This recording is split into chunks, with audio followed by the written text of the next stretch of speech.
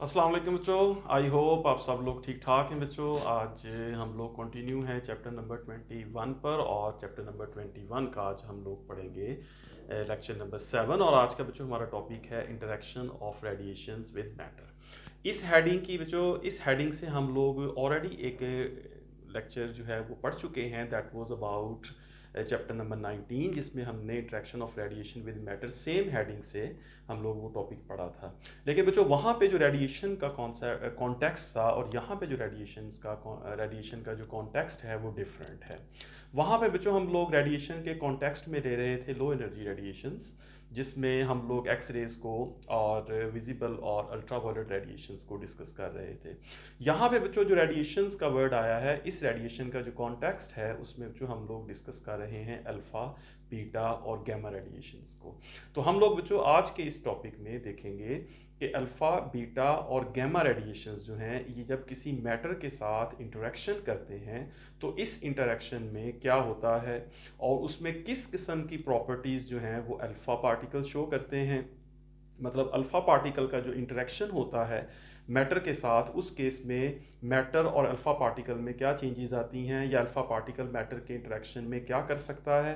Beta particle जो है वो जब इंटरेक्शन करेगा किसी मैटर के साथ तो उसमें क्या चेंजेस आएंगी बीटा पार्टिकल में, या बीटा पार्टिकल क्या चेंजेस प्रोड्यूस करेगा मैटर में। और सिमिलरली हम लोग बात करेंगे गैमा रेडिएशंस की, कि गैमा रेडिएशन का जो इंटरेक्शन होगा किसी मैटर के साथ तो उस इंटरेक्शन के नतीजे में किस किस्म की चेंजेस आएंगी। ठीक है बच्चों, समझ आ गई। तो हम लोग कंटिन्यू करेंगे इस टॉपिक को आज, और हम लोग पढ़ेंगे इस टॉपिक को डिटेल में। हमारा टॉपिक बच्चों है थ्योरेटिकल आज, और थ्योरेटिकल टॉपिक है, इसमें किसी किस्म की कोई मैथमेटिकल डेरिवेशंस वगैरह नहीं है। कहीं एक आधा फार्मूला वगैरह आएगा जिसमें हम गामा रेडिएशन की इंटेंसिटी के हवाले से बात करेंगे। तो बच्चों आप लोग रेडी हैं आज के लेक्चर के लिए, और आज के लेक्चर में आप लोगों ने बनाने हैं नोट्स। अगर आप लोगों के पास टेक्स्ट बुक है या आपके पास कोई की बुक है, या अगर दोनों हैं और उनमें से कोई एक जिससे आप इसकी प्रेपरेशन करते हैं उसको पास रखें, और उसके कुछ नोट्स आप जो है ना यहाँ से बनाएंगे आज के लेक्चर से। आज के लेक्चर से आप लोगों को एक तरतीब जो है वो पता चलेगी कि आप लोगों ने किस तरतीब से इस क्वेश्चन को बोर्ड एग्जाम में प्रिपेयर करना है।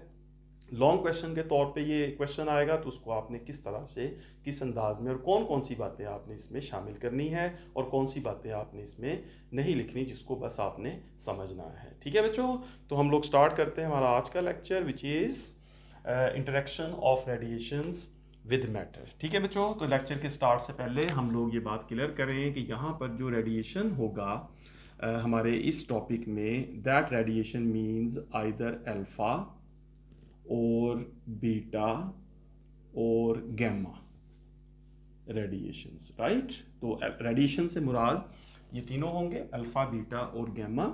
और मैटर जो है बच्चों, मैटर से मुराद किसी भी किस्म की गैसेस और गैस, किसी भी किस्म के लिक्विड्स, और बच्चों किसी भी किस्म के सॉलिड्स हो सकते हैं। ठीक है, तो इसका मतलब बच्चों ये है हमारे आज के टॉपिक का कि अगर अल्फा पार्टिकल किसी गैस में से गुजरे, अल्फ़ा पार्टिकल को किसी गैस में से गुजारा जाए, अल्फ़ा पार्टिकल को किसी लिक्विड में से गुजारा जाए, अल्फ़ा पार्टिकल को किसी सॉलिड में से गुजारा जाए, तो किस किस्म की चेंजेस आएंगी। इसी तरह बच्चों बीटा को गैसेस में से, लिक्विड्स में से, सॉलिड्स में से, और इस तरह बच्चों गैमा जो है इसको हम देखेंगे कि किस तरह से गैसेस में से, लिक्विड्स में से और सॉलिड्स में से जब पास कराएंगे तो किस किस्म की चेंजेस आ सकती हैं। ठीक है बच्चों, तो सबसे पहले आप लोग हेडिंग बनाएं। हेडिंग हम लिखेंगे सबसे पहले, और इस हेडिंग में हम लिखेंगे बच्चों इंटरेक्शन ऑफ अल्फा पार्टिकल। तीनों को जो है ना वो हम बारी बारी डिस्कस करेंगे। तो ये लॉन्ग क्वेश्चन आपने इस तरह से अटेम्प्ट करना है। पहले आप लिखें interaction of alpha particles with matter, right. पहले ये हेडिंग बनाएं। इस हेडिंग में पहले हम सिर्फ अल्फा पार्टिकल को डिस्कस करते हैं कि वो किस तरह से इंटरेक्शन करेगा और कौन कौन सी उसकी प्रॉपर्टीज़ हैं। अच्छा बच्चों, इसको मैं 1 2 3 4 5 की फॉर्म में, पॉइंट्स की फॉर्म में लिखूंगा, चूंकि हमारा थ्योरेटिकल क्वेश्चन है। तो थ्योरेटिकल क्वेश्चन में बच्चों एक तरतीब होनी चाहिए। जो तरतीब है इससे फिर हमें इसको एग्जामिनेशन पॉइंट ऑफ व्यू से याद रखने में आसानी रहती है। ठीक है, तो तरतीब को बच्चों फॉलो करते हुए इसमें हम लोग पॉइंट वाइज इसमें चलते हैं। तो पहला पॉइंट बच्चों हम ये कहते हैं कि जब कोई अल्फ़ा पार्टिकल किसी मैटर के साथ इंटरेक्शन करते हैं तो alpha particle has the ability to make some well defined distance. ठीक है, तो पहला पॉइंट आप लोग नोट करें कि अल्फ़ा पार्टिकल्स, पॉइंट वाइज चलते हैं आज। Alpha particles can travel well defined distance in matter. अब यहाँ पे जो कोई मैंने जो वर्ड गैस नहीं लिखा, लिक्विड नहीं लिखा, सॉलिड नहीं लिखा, मैटर लिख दिया, राइट। तो मैटर लिखने का मतलब है कि इट इज़ अंडरस्टूड के ये सारे हो सकते हैं। तो अल्फ़ा पार्टिकल की जो एक प्रॉपर्टी है कि it can travel well defined distance in matter. इसका मतलब जो ये है कि कहीं पर हमारे पास कोई गैस थी, लेट्स से बच्चों कि ये कोई गैस हमने फिल की हुई है और ये हमारे पास एक अल्फ़ा पार्टिकल है। ये अल्फ़ा पार्टिकल आया, इस गैस में से पास हुआ, तो इस गैस में से ये अल्फ़ा पार्टिकल कितना डिस्टेंस इस गैस के अंदर ट्रैवल कर सका, तो that will be a well defined distance. कोई मखसूस डिस्टेंस होगा जो इस गैस के अंदर ट्रैवल कर सकता है। इस तरह जो फ़र्ज़ करें कि किसी जगह पे कोई लिक्विड है, लेट्स से वाटर है, यहाँ पर हमने वाटर लिया है, तो अगर इसमें से हम किसी अल्फ़ा पार्टिकल को अलाउ करें कि वो गुजरे, तो that alpha particle will travel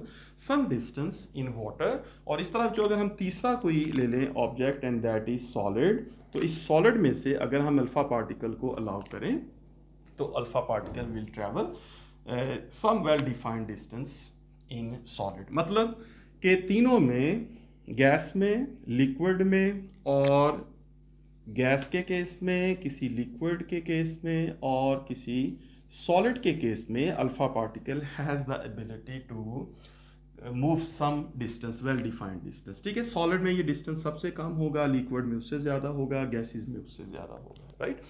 तो every alpha particle can travel some well defined distance in matter. अब इसमें जो कुछ एग्जांपल्स हैं, मसलन अब इसमें पहली बात तो ये है कि जो वेल डिफाइंड डिस्टेंस है, so the well defined distance is called range. इसका एक नाम रख लेते हैं, the well defined distance, the well defined distance is called range. इसको अब हम रेंज कहा करेंगे कि सॉलिड की अल्फ़ा पार्टिकल्स की जो रेंज है गैसेस में क्या है, अल्फ़ा पार्टिकल की रेंज जो है वो लिक्विड्स में क्या है, और अल्फ़ा पार्टिकल की रेंज सॉलिड्स में क्या है।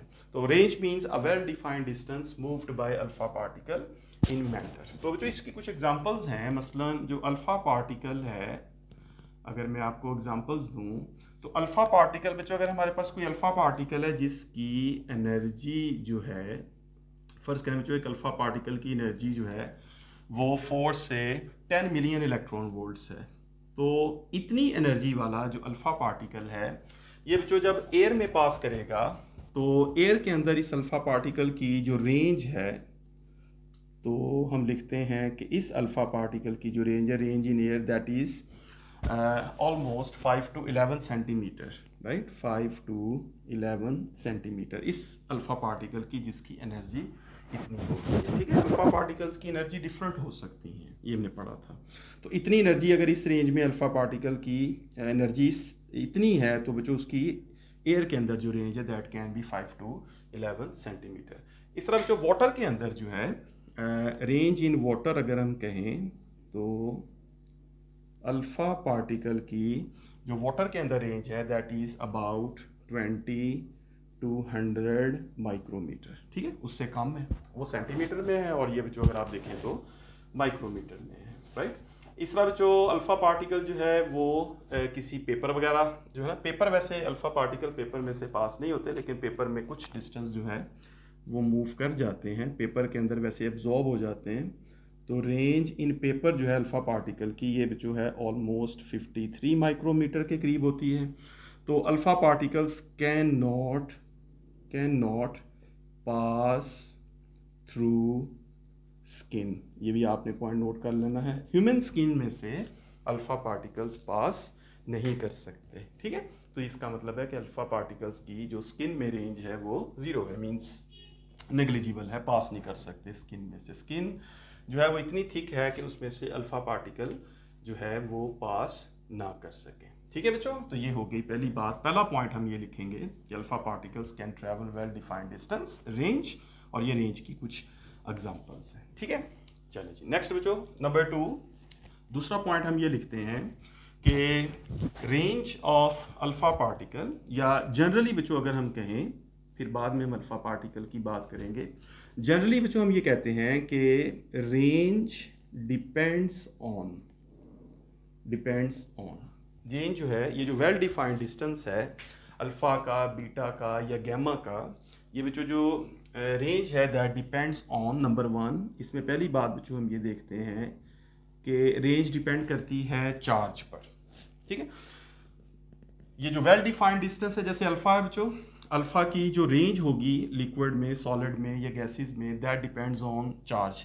अब जैसे हमने कंपैरिजन करना है अल्फा का, फिर बीटा का, फिर गामा का, तो बच्चों तीनों में हम देखेंगे कि इनके ऊपर जो चार्ज है, इस चार्ज की वजह से अल्फा की रेंज, बीटा की रेंज, और इस तरह बच्चों गैमा की जो रेंज है किसी भी मैटर के अंदर वो डिफरेंट होगी। ऑलराइट, तो अल्फा के ऊपर जो चार्ज ज़्यादा है, तो ये याद रखेंगे कि अगर चार्ज ज़्यादा है तो उससे जो रेंज है वो कम हो जाती है।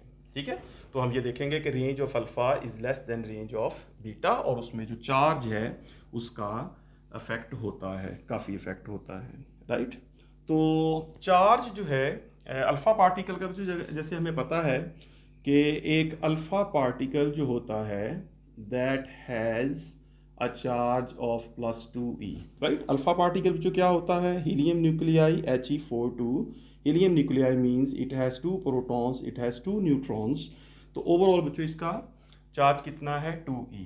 तो इससे क्या होता है बच्चों, फ़र्ज़ करें कि ये हमारे पास कोई गैस है जिसमें से अल्फ़ा पार्टिकल जो है ये पास करेगा। राइट, तो इसके चार्ज की वजह से क्या इफेक्ट हो सकता है, तो लेट्स से बच्चों ये हमारे पास एक अल्फ़ा पार्टिकल है और इस अल्फ़ा पार्टिकल ने इस गैस में से गुजरना है।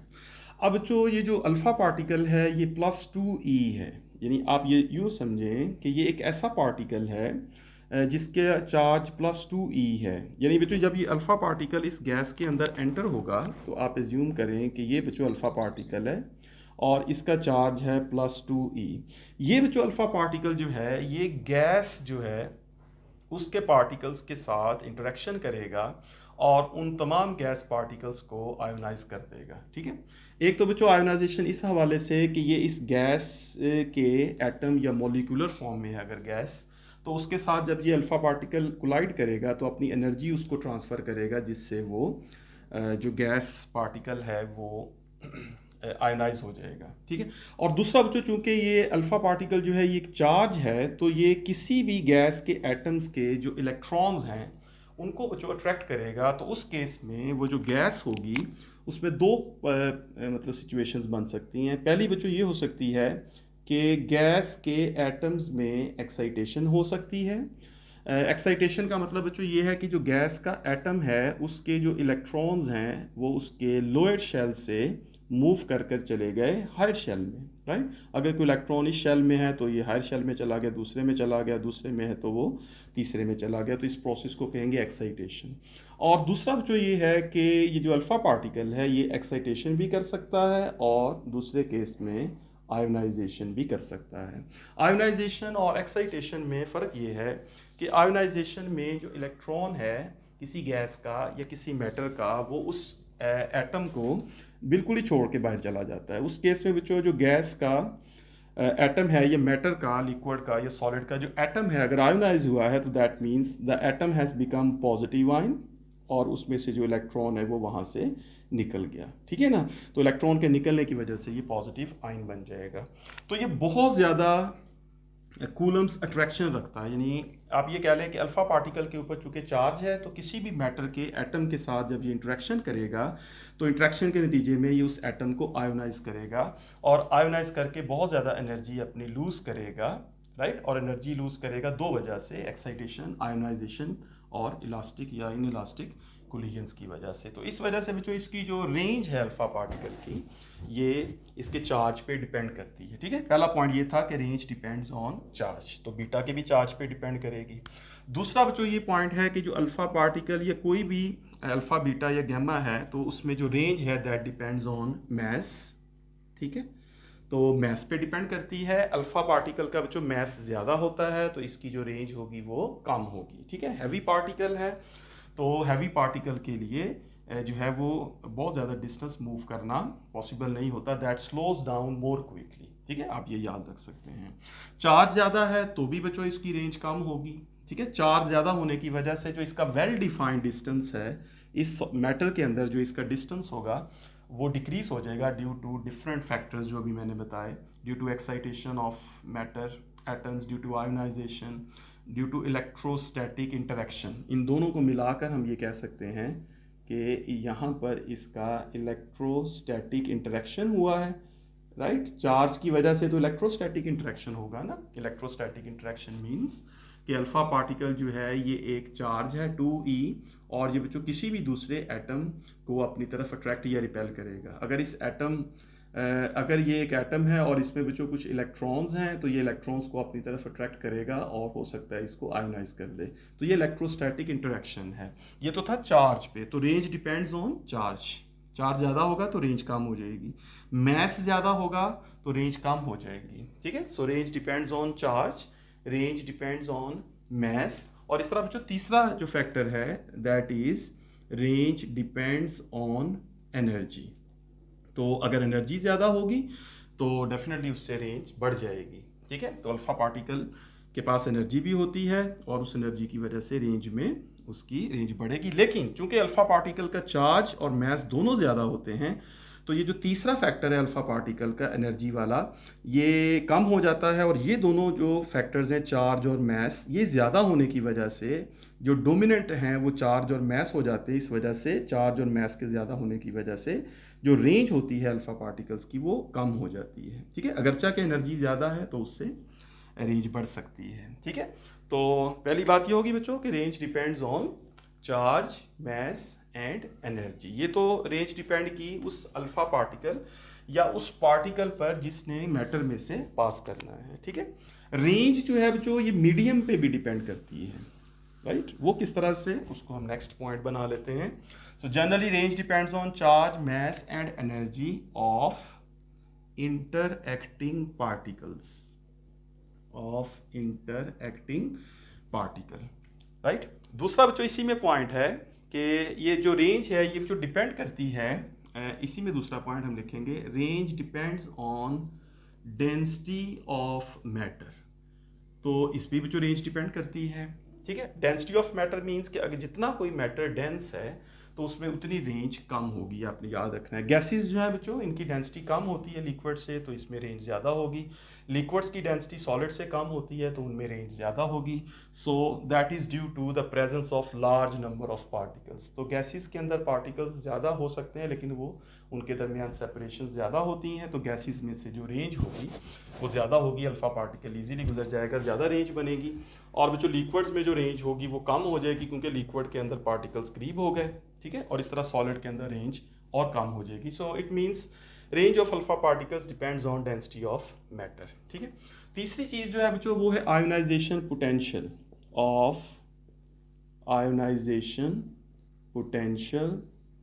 Of atoms, ionization potential of atoms of the matter. ठीक है, तीसरी चीज़ ये है, ये बच्चों ये है कि जिसका आयोनाइजेशन पोटेंशियल ज़्यादा है, ठीक है, वो ज़्यादा एनर्जी लेगा अल्फा पार्टिकल की। अगर देखें बच्चों हमारे पास ये एक एटम है और इस एटम को आयोनाइज होने के लिए ज़्यादा एनर्जी चाहिए, और अगर कोई अल्फा पार्टिकल आकर इस एटम के साथ इंटरेक्शन करता है तो इस इंटरेक्शन के नतीजे में अगर इसकी आयोनाइजेशन एनर्जी ज़्यादा है, यानी इसको आयोनाइज होने के लिए ज़्यादा एनर्जी चाहिए, तो अल्फा पार्टिकल को ज़्यादा एनर्जी इसको देकर आयोनाइज करना पड़ेगा। तो उस केस में अल्फा पार्टिकल अपनी एनर्जी लॉस करेगा ज़्यादा, जिसकी वजह से अल्फा पार्टिकल की जो रेंज होगी वो कम हो जाएगी। ठीक है। इस तरह बच्चों अगर इसकी आयोनाइजेशन जो है एनर्जी कम है तो अल्फा पार्टिकल को थोड़ी एनर्जी इसको देनी पड़ेगी, जिसकी वजह से अल्फा पार्टिकल की अपनी एनर्जी जो है वो थोड़ी लूज होगी और वो ज़्यादा एनर्जी अगर होगी तो ज़्यादा डिस्टेंस मूव कर सकेगा। ठीक है, तो इन 3 पॉइंट्स पर जो आपने याद रखना है कि रेंज जो है जनरली किसी भी पार्टिकल की, और साथ साथ मैंने अल्फ़ा की बात की क्योंकि हमारा जो मेन हेडिंग थी that was interaction of alpha particles with matter. ठीक है, तो ये आपने स्टेप बाय स्टेप इसको याद रखना है। ऑलराइट, इसको जो हम ये कह सकते हैं कि रेंज ऑफ अल्फ़ा, अगर इसका कंपैरिजन अगर कर दूं मैं बीटा और गैमा से, तो जनरली बच्चों अगर हम बात करें और इसको मैं बीटा और गैमा के कंपैरिजन से लिखूं तो बच्चों हम ये कह सकते हैं कि range of alpha is less than range of beta and range of beta is less than range of gamma। तो अल्फ़ा, बीटा और गैमा ये जो अगर तीनों का कंपैरिजन करें तो एक ही मीडियम हो और इन तीनों को उस मीडियम से गुजारना हो तो alpha will travel less distance as compare to beta and beta will travel less distance as compare to gamma. यानी तीनों को अगर हम एक ही मीडियम से गुजारें तो उसमें सबसे शॉर्ट रेंज जो है अल्फ़ा की रेंज सबसे कम होगी, बीटा की उससे ज़्यादा होगी, गैमा की रेंज उससे भी ज़्यादा होगी। ठीक है, तो रेंज वाइज ये वाला जो एक्सप्रेशन है इसको आपने नोट कर लेना है कि ये इस तरह से होती है, range of alpha is less than range of beta is less than range of gamma. Alright बच्चों, ठीक होगी बात। चलें जी नेक्स्ट चलते हैं। तीसरा पॉइंट हम लोग लिखते हैं। तीसरे पॉइंट में बच्चों हम ये लिखते हैं कि अल्फ़ा पार्टिकल जो हैं that are not affected, they do not change their path. ठीक है ना, ये वाली बात हम लोग इसमें ऐड करते हैं। तो तीसरा पॉइंट हम यहीं पर लिख लेते हैं, यहाँ पे अल्फ़ा पार्टिकल्स, जो कि अल्फ़ा की हमने हेडिंग बनाई है, तो alpha particles do not change their path, do not change their path while moving through matter। किसी भी मैटर में से बच्चों, किसी भी मैटर में से जब अल्फ़ा पार्टिकल्स जो है वो मूव करते हैं तो वो अपने पाथ को जो है वो चेंज नहीं करते। ठीक होगी बात, अल्फ़ा पार्टिकल जो है अपने पाथ को चेंज नहीं करेंगे। यहाँ पे इसको मैं लिख लेता हूँ, ये रेस कर देते हैं, यहाँ आ जाते हैं। अगर जो अल्फ़ा पार्टिकल जो है ये किसी गैस में से पास करेंगे तो alpha particles are heavy particles, right. तो गैस में से पास करते हुए अगर अल्फ़ा पार्टिकल बच्चों यहाँ से आएगा एक अल्फ़ा पार्टिकल और इसने गुजरना होगा किसी गैस में से, तो गैस के जो एटम्स हैं उनका जो मैस है as compare to alpha particle वो कम है, तो alpha particle will travel through this gas undeflected, right. अगरचे कि ये अपनी एनर्जी उसको ट्रांसफ़र करेगा और अपना मोमेंटम भी ट्रांसफ़र करेगा, लेकिन स्टिल बच्चों अल्फ़ा पार्टिकल जो है ये अपने पाथ को डिफ्लेक्ट नहीं करेगा। इस तरह लिक्विड्स के अंदर और सॉलिड्स के अंदर भी लेस डिफ्लेक्टेड है, ये आप कह सकते हैं। अनडिफ्लेक्टेड कह लें या बच्चों आप ये कह लें कि alpha particles are less deflected in matter as compare to beta and gamma. वो हम देखेंगे कि दैट आर मोर डिफ्लेक्टेड। तो हम ये कह सकते हैं कि deflection of alpha is less than deflection of beta, right. इसका भी एक हम बना लेते हैं यहाँ पे पॉइंट कि deflection of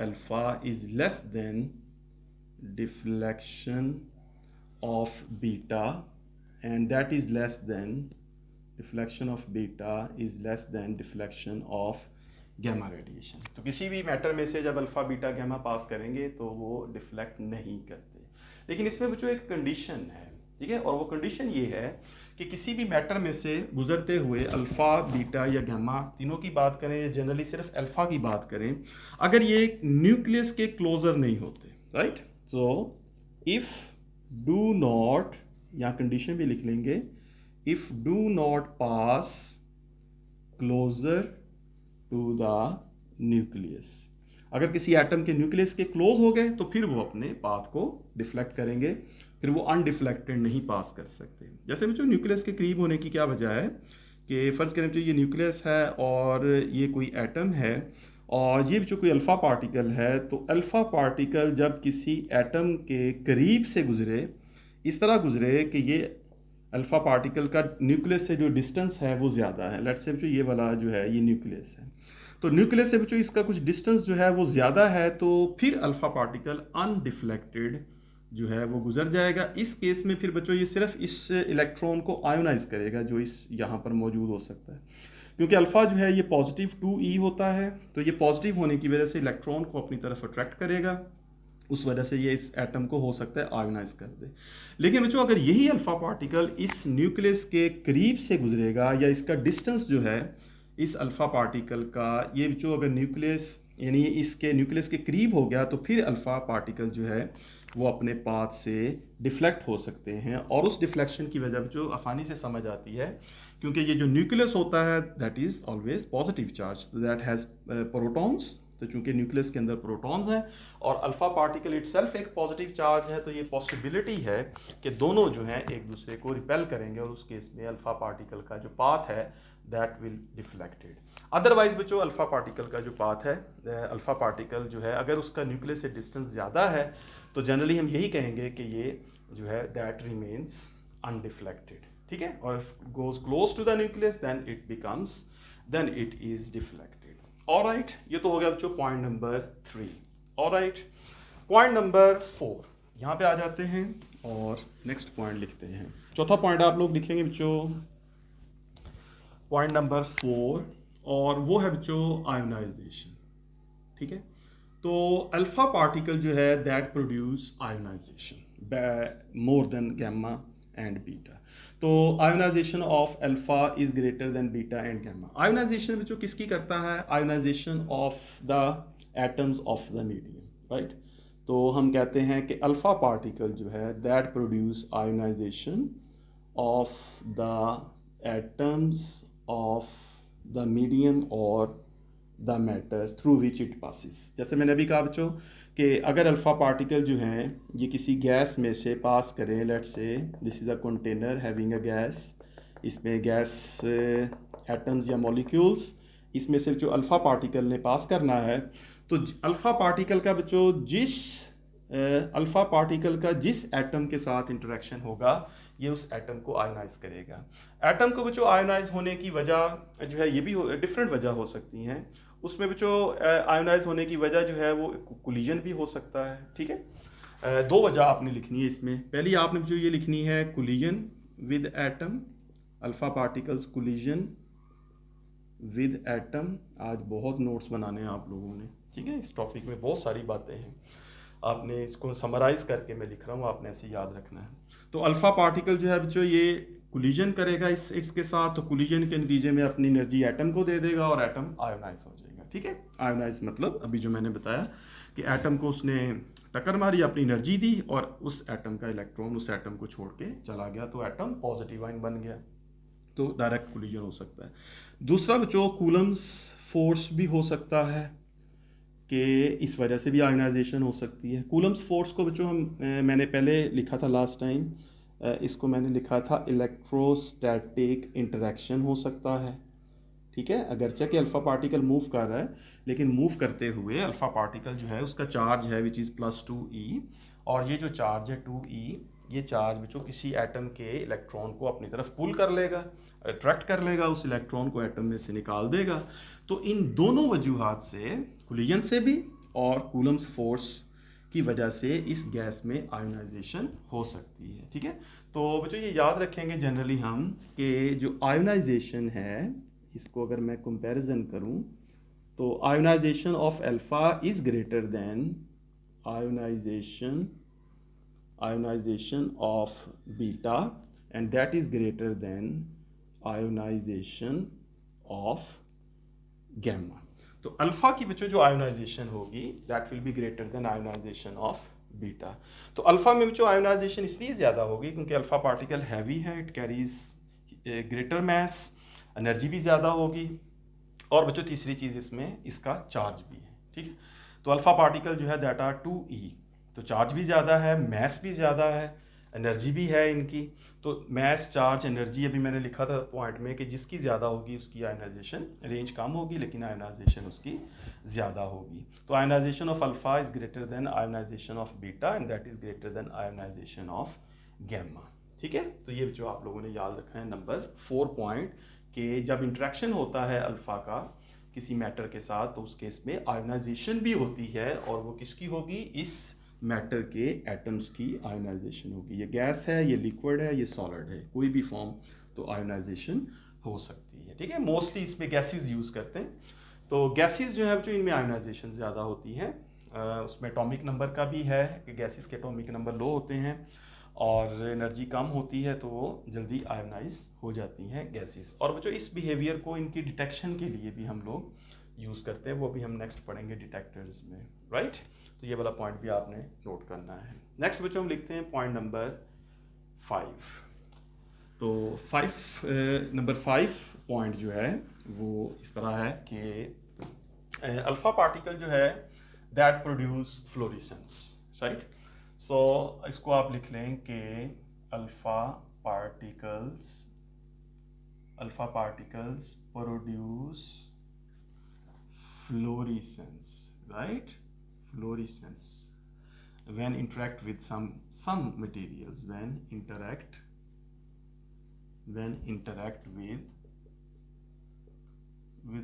with some substance or materials, right। कुछ मैटर्स ऐसे हैं जिनके साथ अल्फा पार्टिकल जब इंटरेक्शन करते हैं तो उससे फ्लोरेसेंस पैदा करते हैं। तो व्हाट इज़ फ्लोरेसेंस? फ्लोरेसेंस बच्चों एक ऐसा अमल जिसमें कुछ सब्सटेंस एनर्जी को एब्जॉर्ब करता है, ठीक है, एनर्जी को एब्जॉर्ब किया और फिर उस एनर्जी को इमिट कर दिया। तो इससे बच्चों वो क्या होता है, वो जो ऑब्जेक्ट है वो फिर ग्लो करता है, राइट। जैसे कुछ मतलब मटेरियल ऐसे हैं, जैसे हमारे ये जो वार्डन्स हैं या ये जो ट्रैफिक पुलिस वाले हैं, वो रात के टाइम ऐसी जैकेट्स पहनते हैं जो लाइट अगर गाड़ी की उनके ऊपर फॉल करे तो वो जैकेट्स ग्लो करती हैं, ठीक है। तो उस केस में वो मटेरियल ऐसा है जो एनर्जी को एब्जॉर्ब करता है और फ़ौरन उस एनर्जी को इमिट भी कर देता है, तो इस केस में वो ग्लो करते हैं। तो इस तरह जो अल्फा पार्टिकल कुछ सब्सटेंस के ऊपर अगर फॉल करे तो उससे फ्लोरेसेंस जो है वो प्रोड्यूस होती है। मसलन बच्चों वो कौन कौन से मटेरियल्स हैं, नंबर 1 उसमें आपने याद रखना है कि जिंक सल्फाइड जो है, अगर इसके ऊपर अल्फा पार्टिकल अगर फॉल करें, जिंक सल्फाइड अगर कोई शीट हो उसके ऊपर जिंक सल्फाइड कोटेड हो या सिंपल जिंक सल्फाइड हो, तो उसके ऊपर अल्फा पार्टिकल जो है फॉल करे तो वो उसमें फ्लोरेसेंस पैदा होगी, ठीक है, दैट विल ग्लो।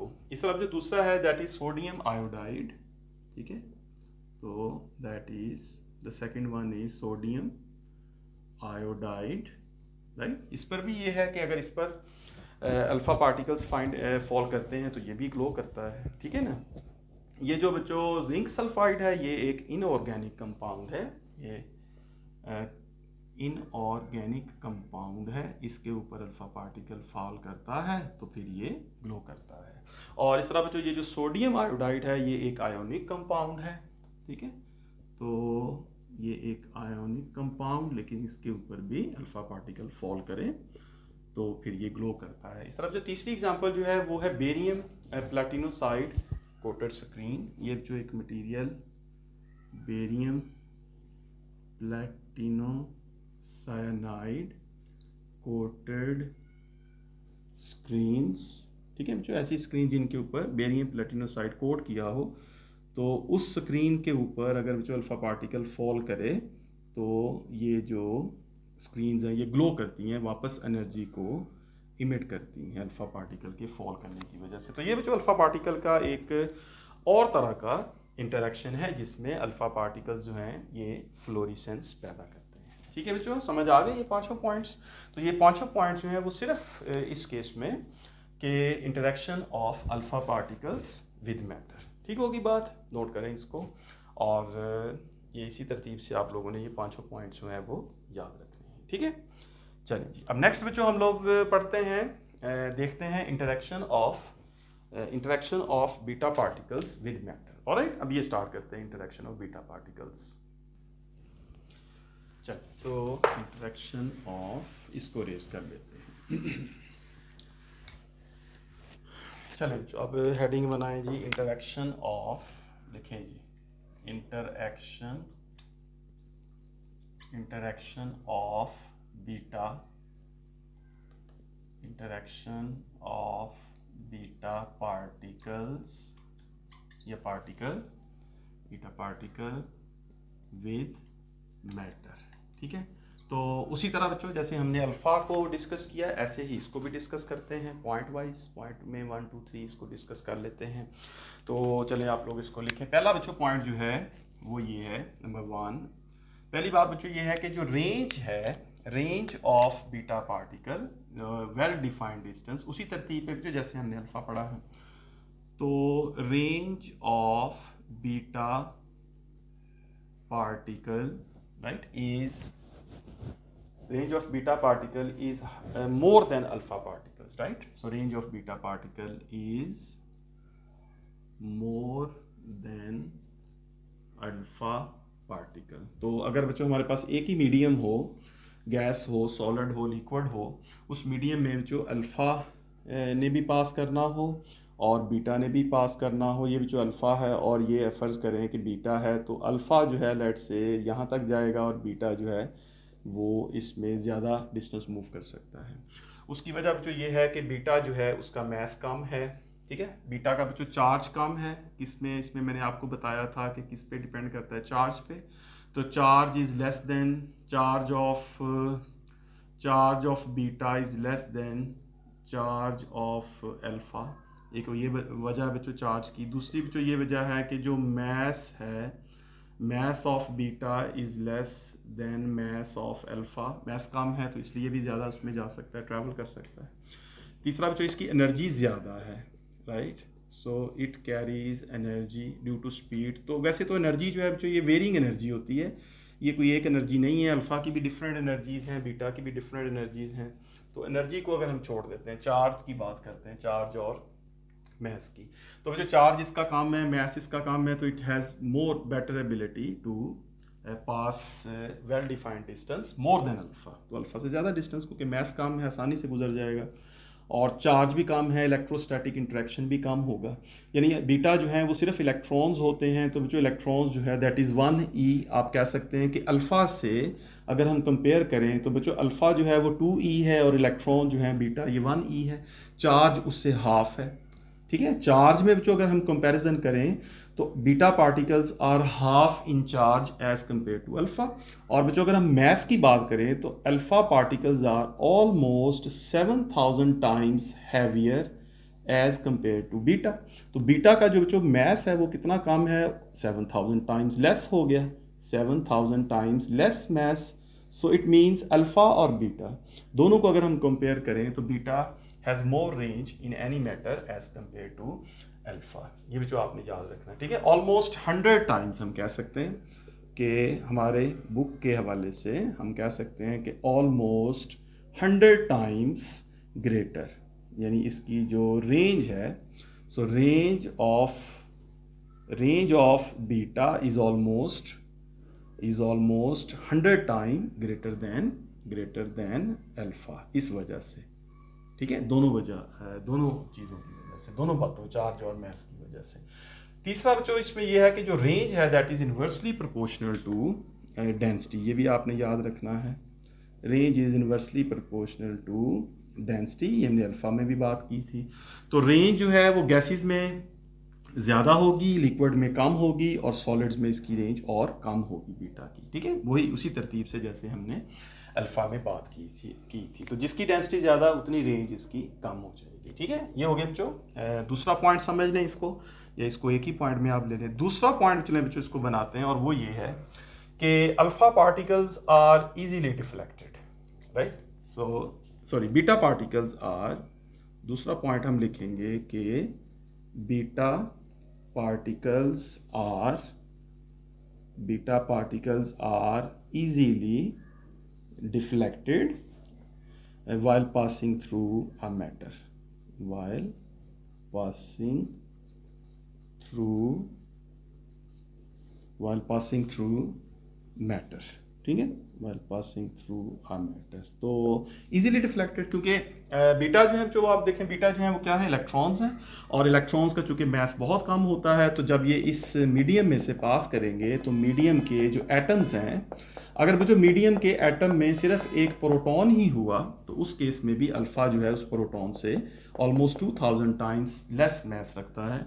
तो अल्फ़ा पार्टिकल की जो कोलिजन हो सकती है अगर किसी भी मीडियम के पार्टिकल से तो उसकी वजह से अल्फ़ा का जो पाथ होगा that is more deflected path, ठीक है, एज कम्पेयर टू अल्फा। तो अल्फा है is heavier than beta, so alpha चूंकि 7000 टाइम्स हैवियर है तो alpha will be less deflected, but beta is more deflected as compare to alpha. तो ये भी आपने याद रखना है। तो इस केस में बच्चों जो बीटा है वो इजीली डिफ्लेक्टेड है, और ये इसके लिए हम ये वर्ड यूज़ करते हैं कि ये स्ट्रैगलिंग स्कैटरिंग करेगा, right.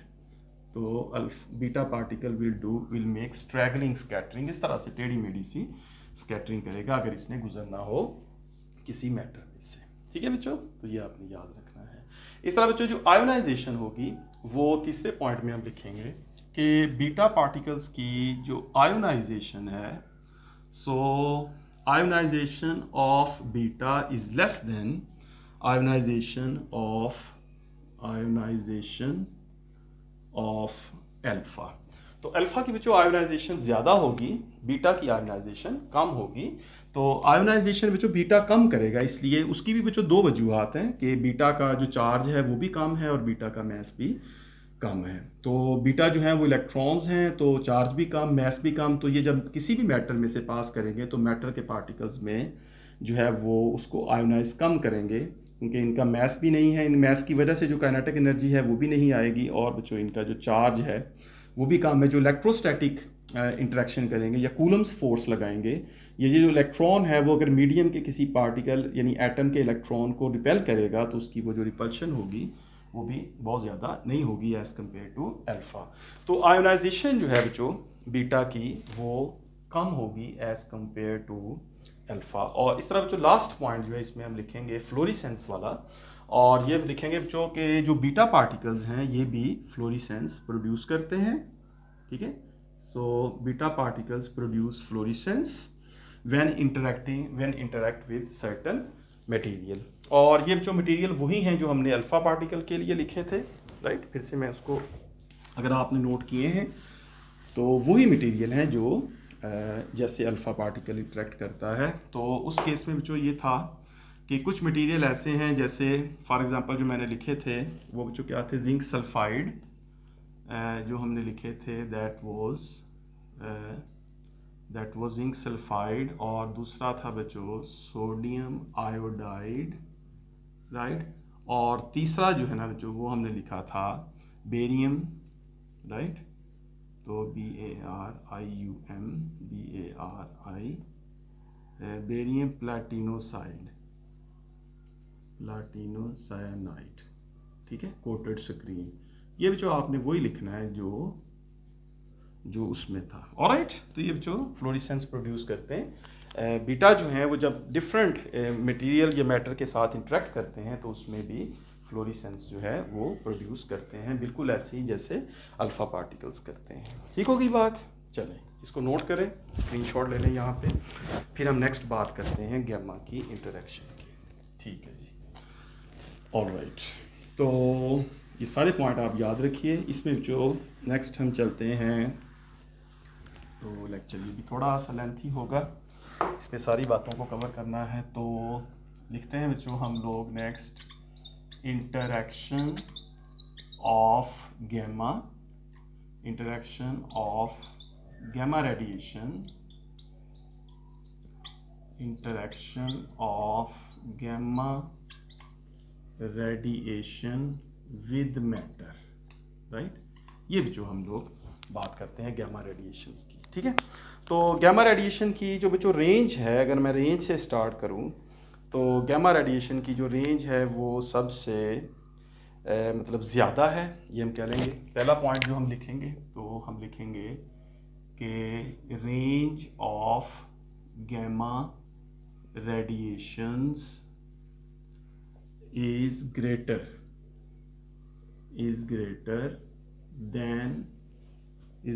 than alpha or beta, इसलिए बच्चों कि जो गैमा है इसमें बच्चों वही रीज़न नंबर एक, गैमा जो है वो चार्जलेस हैं, गैमा रेडिएशन बच्चों चार्जलेस हैं, राइट, इनके ऊपर कोई चार्ज नहीं है, तो चार्ज ना होने की वजह से इनका इंटरेक्शन ही नहीं होगा, इलेक्ट्रोस्टैटिक इंटरेक्शन नहीं होगा मैटर के साथ, तो इसलिए इनकी रेंज ज़्यादा होगी।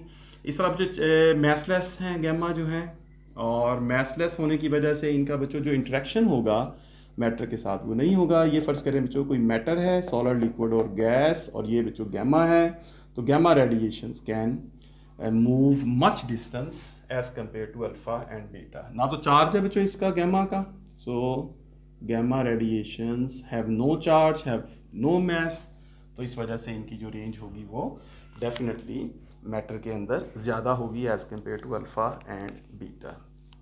अच्छा बच्चों, दूसरी बात ये है कि गैमा चूँकि फोटॉन्स हैं और मैसलेस और चार्जलेस हैं, तो इनकी जो आयोनाइजेशन होगी बच्चों that will be less than, right.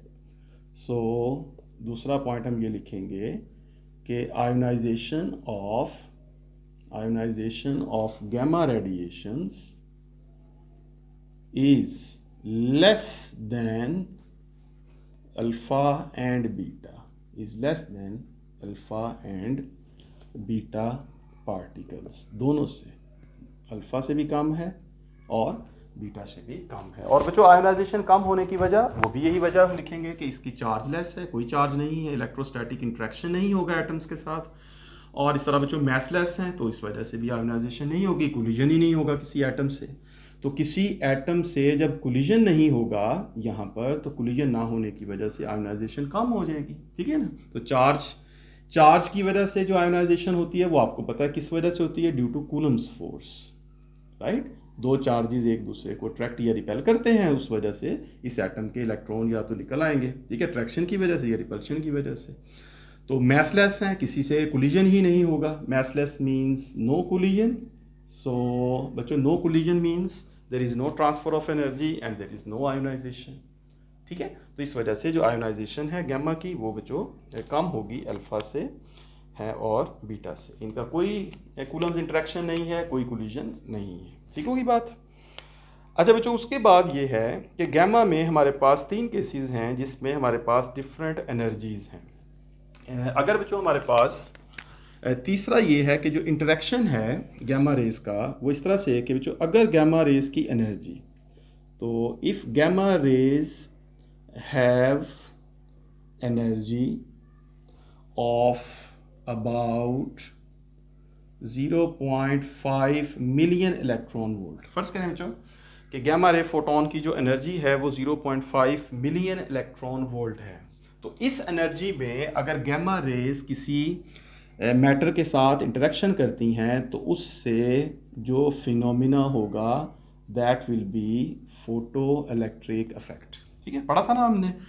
Photo electric effect क्या है कि when a light of suitable frequency falls on a metal surface, तो electrons come out of the metal surface. तो गैमा रे बच्चों, अगर gamma ray 0.5 million electron volts energy वाली gamma rays इस matter के साथ इंटरेक्ट करेंगी, तो यहाँ से जो इलेक्ट्रॉन्स हैं वो बच्चों इस मेटल सरफेस से बाहर निकल आएंगे, तो इस फिनोमिना को कहते हैं फोटो इलेक्ट्रिक इफेक्ट, ठीक है। अच्छा बच्चों, अगर गैमा रेज हम यूज़ करें, अगर गैमा रेज की जो एनर्जी है वो बच्चों हो तकरीबन 0.5 से लेकर तकरीबन 1 मिलियन इलेक्ट्रॉन वोल्ट तक अगर एनर्जी हो, तो उससे बच्चों एक नया फिनोमिना होता है that is known as Compton effect, ठीक है, चैप्टर नंबर 9। कॉम्पटन इफेक्ट क्या था कि एक हाई एनर्जी फोटोन आता है और बच्चों हाई एनर्जी फोटोन आकर एक इलेक्ट्रॉन के साथ कोलिजन करता है और फिर स्कैटर हो जाता है, कोलाइड करता है, या कोलिजन के नतीजे में ये वैसे स्कैटर कर जाता है, किसी एंगल थीटा पे चला जाता है। तो उस केस में बच्चों उसकी वेवलेंथ जो है स्कैटर्ड गैमा रे फोटोन की या स्कैटर्ड जो फोटोन है उसकी वेवलेंथ ओरिजिनल वेवलेंथ से ज़्यादा हो जाती है, सो दैट इज़ कॉम्पटन इफेक्ट। तो ये बच्चों कब होगा, अगर गैमा रे की एनर्जी 0.5 से 1.02 तक जो है ये 1 मिलियन मेगा इलेक्ट्रॉन वोल्ट्स तक हो, तो ये होगा।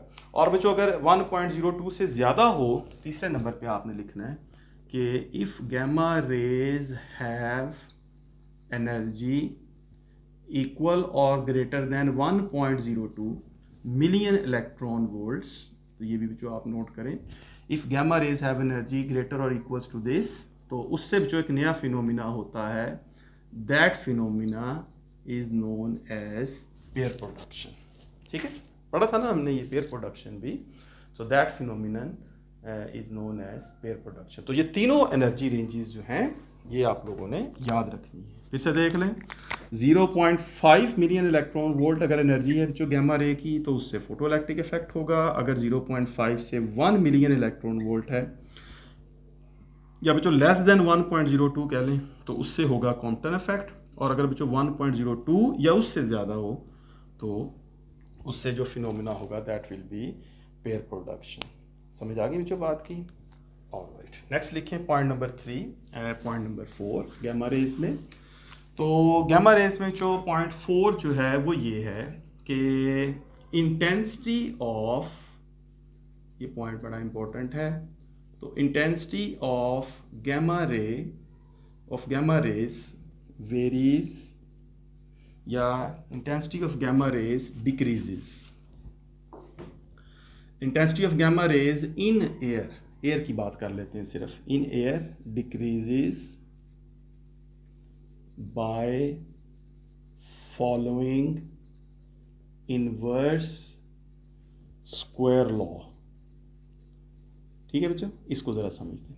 फर्स्ट करें बच्चों, यहाँ पर हमारे पास एक गैमा रे सोर्स है, राइट, हमारे पास एक गैमा रे सोर्स है। इस सोर्स में से बच्चों गैमा रेज निकलेंगी, और गैमा रेज निकलेंगी तो यहाँ पर जो है, ये आप कह लें बच्चों कि यहाँ पर एयर मौजूद है। ठीक है, यहाँ पर एयर मौजूद है। जब बच्चों ये गैमा रेज इस एयर में से गुजरेगी, तो इन गैमा रेज की जो इंटेंसिटी है वो डिस्टेंस के साथ साथ कम होती जाएगी। यानी सोर्स से जितना डिस्टेंस बढ़ेगा गैमा रेज का, उतनी बच्चों गैमा रेज की जो इंटेंसिटी है वो कम होती जाएगी। यानी इसको मैथमेटिकली लिखें तो हम ये कहेंगे कि जो इंटेंसिटी है I, that is inversely proportional to R square, right, that is inversely proportional to R square. Let's say R जो है that is distance from the source. अगर बच्चों इस पॉइंट पर आप लोग गैमा रेज की इंटेंसिटी फाइंड करना चाहते हैं, तो आप देखेंगे कि इस पॉइंट तक जो गैमा रेज से डिस्टेंस है आर, वो कितना है। ठीक है, फिर आप बच्चों इस पॉइंट पर अगर इंटेंसिटी फाइंड करना चाहते हैं कि इस पॉइंट पर जो गैमा रेज की इंटेंसिटी है वो क्या है, तो इस पॉइंट पर बच्चों देखा जाएगा कि जो डिस्टेंस है वो कितना बनता है, राइट। और अगर बच्चों ये जो डिस्टेंस है आर, ये वाला डिस्टेंस जो है वो इस डिस्टेंस से डबल है, तो इसका मतलब है कि इस पॉइंट पर जो इंटेंसिटी होगी गैमा रेज की वो 4 टाइम्स कम हो जाएगी as compare to this point. ठीक है ना, अब देखना ये इनवर्स स्क्वायर लॉ है। अगर आर को हम डबल कर देते हैं, लेट्स से आई जो है that is inversely proportional to R की जगह अगर मैं 2r कर देता हूँ, तो बच्चों 2r डबल डिस्टेंस कर देते हैं, तो 2r का स्क्वायर जो है दैट इज 1/4r स्क्वायर। तो 1/4 यानी 4 टाइम्स जो है इसकी इंटेंसिटी जो है गैमा रेज की वो कम हो जाएगी उस पॉइंट पर जहाँ पर उसका डिस्टेंस जो है वो उस सोर्स से डबल हुआ है। तो बच्चों अगर डिस्टेंस डबल हुआ है इस सोर्स से, तो डिस्टेंस डबल हुआ है तो इस पॉइंट पर जो इंटेंसिटी होगी आई गैमा रेज की वो इस पॉइंट से कंपैरिजन पे 4 टाइम्स कम हो जाएगी। ठीक है, तो ये सिर्फ एयर के अंदर आपने याद रखना है कि एयर के अंदर बच्चों जो गैमा रेज की इंटेंसिटी है वो वेरी करती है, फॉलो करती है इनवर्स स्क्वायर लॉ को। ठीक है बच्चों, समझ आ गया ना ये वाला पॉइंट। तो इनवर्स स्क्वायर लॉ को गैमा रेज जो है उसकी इंटेंसिटी जो है ओबे करती है। अच्छा बच्चों, इस तरह से अगर हम गैमा रेज की बात करें, मतलब अदर देन एयर, आप कह लें कि अगर हम बात करें किसी लिक्विड वगैरह में बात करें, ठीक है, किसी और मीडियम में बात करें which is other than air, solids की अगर हम बात करें, स्पेशली सॉलिड के अंदर बच्चों अगर हम बात करें गैमा रेज की, तो फिर ये जो इंटेंसिटी है वो एक्सपोनेंशियली डिक्रीज करती है। इसको हम पॉइंट नंबर 5 कह लेते हैं, और इसको हम लिखते हैं कि intensity of gamma rays in solids decreases exponentially। Right, decreases exponentially, right.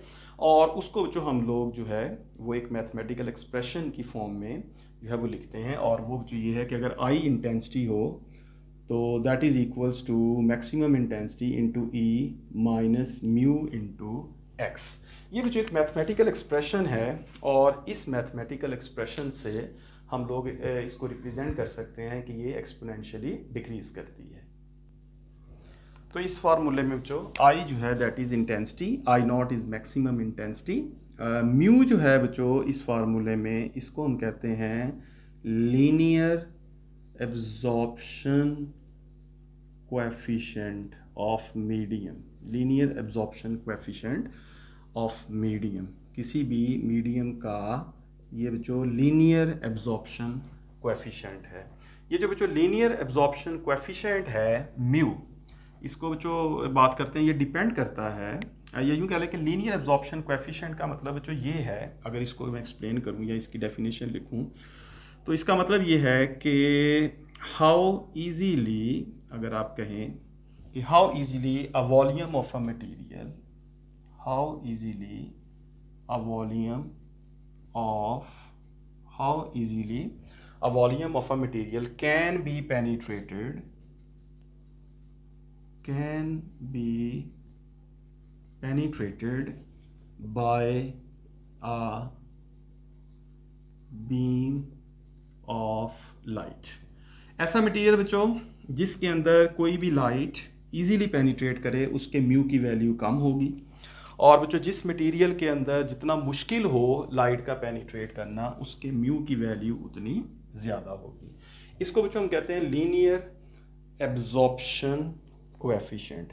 ये आप कह लें कि किसी मीडियम की थिकनेस पे या उसकी डेंसिटी पे, चलो ये भी मैं लिख देता हूँ कि लीनियर एब्जॉर्प्शन कोएफिशिएंट जो है इट डिपेंड्स अपॉन, ये जो डिपेंड करता है दो चीज़ों पे, number one energy of photon, ठीक है, एनर्जी ऑफ लाइट या एनर्जी ऑफ फोटोन पे, और दूसरा जो है ना जो ये डिपेंड करता है प्रॉपर्टीज़ ऑफ मीडियम पे, ठीक है। Number second it depends on properties of medium पे डिपेंड करता है। तो जितना जो प्रॉपर्टीज में भी जो मेन प्रॉपर्टी है वो जो किसी मटेरियल की डेंसिटी, अगर बच्चों किसी मटेरियल की डेंसिटी कम हो और उसके फोटोन की जो लाइट है जो इस लाइट के फोटोन की एनर्जी ज़्यादा हो, डेंसिटी कम हो, तो बच्चों म्यू की वैल्यू ज़्यादा होगी, उसका लीनियर एब्जॉर्प्शन कोएफिशिएंट ज़्यादा होगा। ये आपने याद रखना है। जितनी डेंसिटी कम हो, फोटोन ऑफ लाइट की एनर्जी ज़्यादा हो, उतना बच्चों इसका लीनियर एब्जॉर्प्शन कोएफिशिएंट ज़्यादा होगा। जितनी डेंसिटी ज़्यादा है और फोटोन की एनर्जी कम है उसका लीनियर एब्जॉर्प्शन कोएफिशिएंट उतना स्मॉल होगा, ठीक है बच्चों, ये आपने याद रखना है। और इस फार्मूला में जो x है बच्चों दैट इज़ रेंज, जो हमने पढ़ा है रेंज ऑफ अल्फ़ा, बीटा और गैमा। तो यहाँ पे हम बात पर्टिकुलर गैमा की कर रहे हैं, तो यहाँ पे बच्चों x का मतलब होगा range of gamma in solid, ठीक है। तो यहाँ पे ये बात है। अब बच्चों ये जो फॉर्मूला है अगर इसको हम देखें तो एक्सपोनेंशियल जो डिक्रीज है इसको हम किस तरह से देखते हैं कि किसी भी सॉलिड में जो जब भी गैमा रेडिएशंस पास करेगी, ये जो एक सॉलिड पीस है और इसमें से ये एक सॉलिड है और इसमें जो गैमा रेज ने इसमें से पास करना है, तो बच्चों जब गैमा रेज इसमें से पास करेंगी रेडिएशंस, तो इनकी जो इंटेंसिटी है वो जो एक्सपोनेंशियली डिके करेगी, एक्सपोनेंशियली कम होगी, यानी जितना मूव करेगा उसके मुताबिक। लेट्स से जो अगर इसको रिप्रेजेंट करें और इस तरफ हम जो ले लें थिकनेस, राइट, इस तरफ हम थिकनेस ऑफ मटेरियल ले लें या थिकनेस ऑफ मैटर ले लें जिसमें से पास करेगी, और इस तरफ बच्चों हम ले लें इंटेंसिटी ऑफ गैमा रेज, ठीक है। तो एक्सपेंशन जो है बच्चों वो ये है कि let's say this was maximum intensity and then it decreases gradually. तो इस तरह से बच्चों ये डिक्री करती है कि जैसे जैसे थिकनेस जो है वो बढ़ती है, जैसे जैसे थिकनेस ज़्यादा होती है बच्चों किसी मटेरियल की, वैसे वैसे जो गैमा रेज की जो इंटेंसिटी है वो कम होती जाती है। तो I जो है intensity that is equals to I not e mu x, या बच्चों यूँ भी लिख सकते हैं I is equal to I not over e into plus mu x, अगर नीचे लिखेंगे तो प्लस हो जाएगा। तो जितना बच्चों ये ई ज़्यादा म्यू ज़्यादा होगा, जितना किसी मटेरियल का लीनियर एब्जॉर्प्शन कोएफिशिएंट ज़्यादा होगा, जैसे मैंने अभी कहा है, उतना उसमें जो इंटेंसिटी है वो ज़्यादा कम होगी। यानी इंटेंसिटी का जो रिलेशन है जो लीनियर एब्जॉर्प्शन कोएफिशिएंट के साथ जो इंटेंसिटी का रिलेशन है दैट इज़ इनवर्स। ये भी आपने याद रखना है कि एमसीक्यू बन सकता है, ठीक है।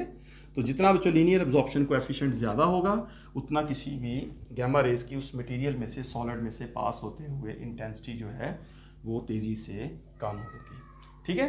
अगर बच्चों हमारे पास एक ही गैमा रेज हों और हमारे पास 3 डिफरेंट सॉलिड्स हों, फ़र्ज़ करें एक ही गैमा रेज हों और 3 डिफरेंट सॉलिड्स हों, तो उसमें जो हमारे पास 3 डिफरेंट जो है सिचुएशंस वो यूं बन सकती हैं इस तरह से, और यूं इस तरह से बन सकती है। तो बच्चों ये जो होगा ये वो मटेरियल होगा जिसका म्यू सबसे स्मॉल होगा, यानी जिसके गैमा रेस जिसका जो लीनियर एब्जॉर्प्शन कोएफिशिएंट है म्यू वो सबसे स्मॉल होगा। इसका बच्चों जो दरमियान वाला है इसका जो म्यू है ये बच्चों मीडियम होगा, और बच्चों ये जो इसका जो म्यू है ये लार्ज होगा। तो जिसका बच्चों म्यू ज़्यादा है, जिसका लीनियर एब्जॉर्प्शन कोएफिशिएंट ज़्यादा है, उसका बच्चों जो इंटेंसिटी है वो तेज़ी से कम होगी, that is inversely proportional to u. यानी सिर्फ यू के साथ ये रिलेशन है इन्वर्स, जितना यू ज़्यादा होगा उतनी इंटेंसिटी तेज़ी के साथ कम होगी। समझ आ गई बच्चों बात की। So mu is linear absorption coefficient, alright. और इसमें जो लास्ट पॉइंट है नंबर 6 जिससे हम कहना चाहिए वो ये है कि गैमा रेज जो हैं ये बच्चों किसी मुख्तलिफ सॉलिड्स के साथ जब इंटरेक्शन करती हैं तो ये भी फ्लोरेसेंस जो है वो प्रोड्यूस करती हैं गैमा रेज भी। और फ्लोरेसेंस में बच्चों वही एग्जांपल्स हैं, दोबारा जिंक सल्फाइड, सोडियम आयोडाइड, ठीक है, वही जो मैंने पहले लिखी थी कि अगर ये जो मटेरियल्स हैं जिंक सल्फाइड, राइट, यही आपने याद रखने हैं, जिंक सल्फाइड, सोडियम आयोडाइड, और तीसरा जो है बच्चों बेरियम प्लैटिनो साइनाइड कोटेड स्क्रीन, ठीक है, वही वाली जो हमने लिखी थी, बेरियम प्लैटिनो साइनाइड कोटेड स्क्रीन, ठीक है। ये बच्चों वही ये वो मटेरियल हैं। तो इसका मतलब है कि ये तीनों मटेरियल जो है वो तीनों के लिए, तो barium platino, right, so this is platinocyanide, मैंने गलत लिख दी है यहाँ पे स्पेलिंग, तो ये होंगे बच्चों प्लैटिनो साइनाइड, राइट, प्लैटिनो, तो PLATINOCYANID, तो दिस इज प्लैटिनो साइनाइड, ठीक है। तो ये बच्चों गैमा रेज पे भी ये मटेरियल जो है ये फ्लोरेसेंस प्रोड्यूस करेंगे, ऑलराइट, समझ आ गई बच्चों बात की। तो ये हो गया interaction of gamma radiations with matter. तो इस तरह बच्चों ये जो हमारा टॉपिक है यहाँ पे इसको कंक्लूड कर देता हूँ मैं। इसमें हमने तीनों का इंटरेक्शन जो है वो स्टडी किया। इसमें बच्चों हमारे पास इंटरेक्शन ऑफ अल्फा रेडिएशंस, उसके बाद बच्चों इंटरेक्शन ऑफ बीटा रेडिएशंस, और लास्ट पे हमने पढ़ा interaction of gamma radiations with matter. ठीक होगी बात बच्चों। तो यहाँ पे हम इस लॉन्ग क्वेश्चन को कंप्लीट करते हैं। तो आई होप बच्चों आप लोगों को इसके तमाम पॉइंट्स की जो है वो समझ आ गई होगी, ठीक है ना बच्चों। तो स्टिल मतलब जैसे मैंने पहले स्टार्ट में कहा था कि ये बच्चों थ्योरेटिकल पार्ट है, इसमें बहुत सारे पॉइंट्स हैं जो थ्योरेटिकल और लॉन्ग क्वेश्चन हमने प्रिपेयर करना है। तीनों को अगर हम अलग-अलग से डिस्कस करें, अल्फ़ा, बीटा और गैमा को, तो फिर ज़्यादा बेहतर है। उन तीनों को इंडिविजुअली हम जो है वो लेते हैं, ठीक है। तो आई होप बच्चों आप इसको अंडरस्टैंड कर गए। अगर आपको कोई क्वेश्चन है, आपको किसी पॉइंट पे कोई कन्फ्यूजन आ रही है, तो आप लोग बच्चों उसको मुझे मतलब कमेंट्स में लिख दें, मुझे SMS कर दें, तो ताकि मुझे पता चले कि इस पॉइंट से क्लियर नहीं है, तो उसको किसी और लेक्चर में हम उसको कवर कर सकें, ठीक है बच्चों।